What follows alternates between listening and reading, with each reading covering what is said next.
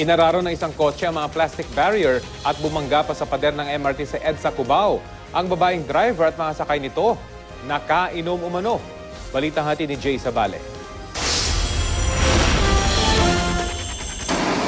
Iniinda pa ng babaeng ito ang pananakit ng katawan matapos araruhin ng sinasakyan niyang luxury sedan ang mga plastic barriers sa EDSA Cubao.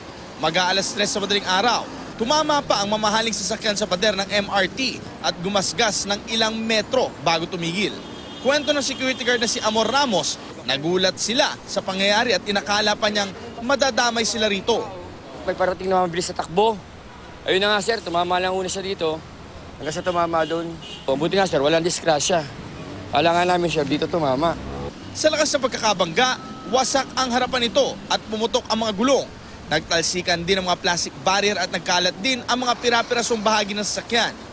Kita rin ang mahabang gasgas sa pader ng MRT. Maya-maya pa, umalis na sa lugar ang babae, maging ang mga kasama nito sakay ng kotse. Halatang nakainom ang mga ito na hindi man lang nag-iwan ng lisensya sa traffic enforcer.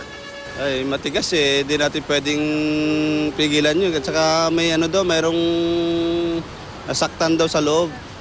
Idalhin daw nila sa ospital. Babalik sila kasi papagamot daw nila yung yung nasaktan yata ng mga driver. Yung lisensya hindi tinurn over Hindi. Nakainom ba itong mga to? Lasing ba? Nakainom eh. Bagamat self-accident ang nangyari, maaring maharap sa mga kasong reckless imprudence, resulting in damage to property at driving under the influence of liquor ang hindi pa nakikilalang driver ng sasakyan. Jay Sabale, GMA News.